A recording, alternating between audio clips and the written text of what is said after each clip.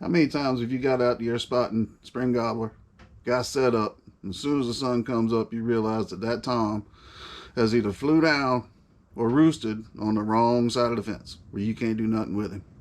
And you're thinking to yourself, man, my hunt's over. It ain't got to be that way. Check this out.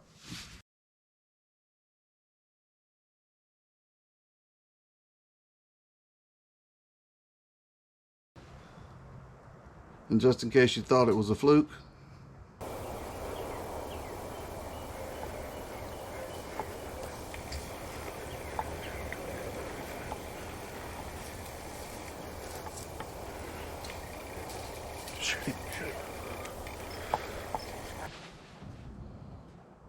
can your decoy do that?